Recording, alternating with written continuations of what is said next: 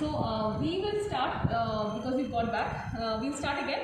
Today, after we have told you about the respective parts of the spleen, visceral impressions, ligaments, blood supply, etc. So I think we are actually talking about the greater sac, lesser sac boundaries. I think I'll highlight what we talked about the lesser sac. So we will talk about the additors to lesser sac right now. So please have a look at this. This pins, actually this is the inferior surface of the liver.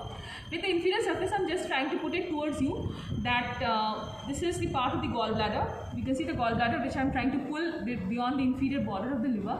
This is the caudate lobe with the two processes, caudate and papillary process. So here, see the blue pin, as my hand says, is actually on the portal vein. So if this is portal vein, we have put the artery here.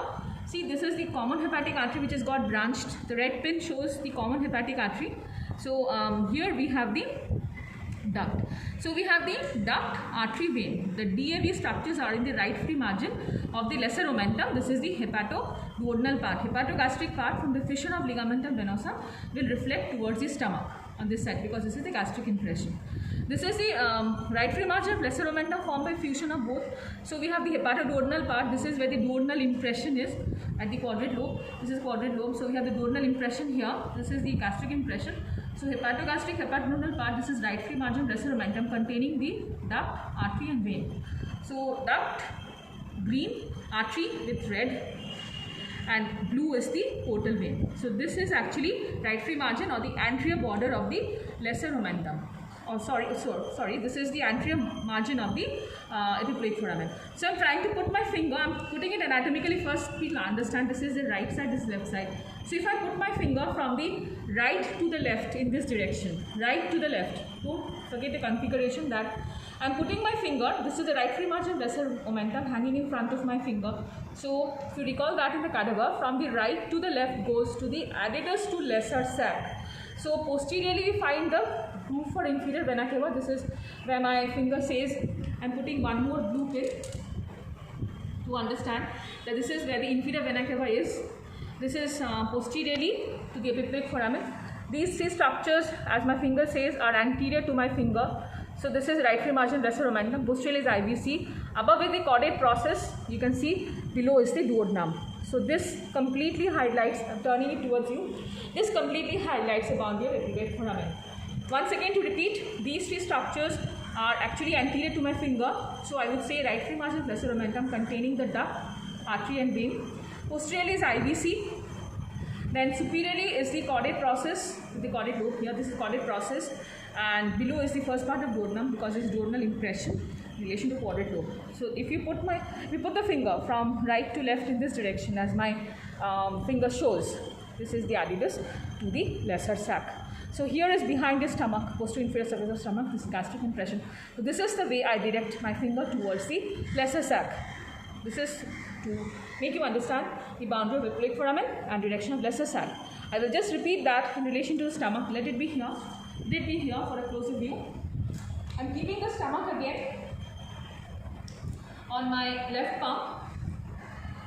Please try to understand, if the stomach is kept on my left palm like I did it previous day, I will see that this is posterior inferior surface of the stomach. Where my palm indicates this is the direction from the right to left, as if I have put my finger from right to left in this direction. So if I put my finger in this direction, this is pointing towards the omental bursa behind the stomach. So we had actually talked about the relations in omental bursa. So just recall that in relation to spleen. Please understand that if this is the relation of posterior inferior surface of the stomach or omental bursa, spleen is always outside. Spleen is always outside. It will never be in relation, it will never come in relation to the omental bursa. Spleen is always outside. But you will get the spleen outside. Just imagine, get the spleen outside. But see, in relation to that comes tortuous splenic artery. The splenic vein is on the posterior surface of pancreas, so leave that. The splenic artery on the upper border of the pancreas. You get the transverse mesocolon on the anterior border. Just putting a yellow pin. Yellow pin to understand that the transverse mesocolon is on the anterior border. Left colic flexor, as I said. This is left colic flexor. So left colic flexor, let me mark with an orange pin here. You will understand the left colic flexor.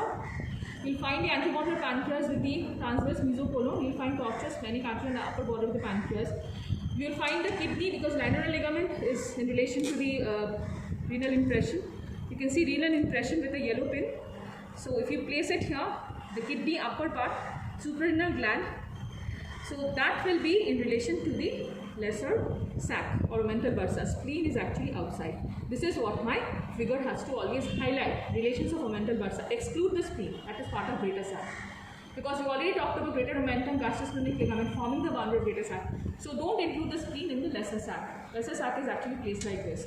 Placed like this, removing the spleen. Removing the spleen. As I said, remove the spleen outside.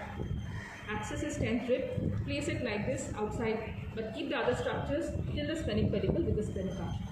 So that makes the omental bursa relations complete. And what I'm saying is this is the posterior inferior surface of the stomach.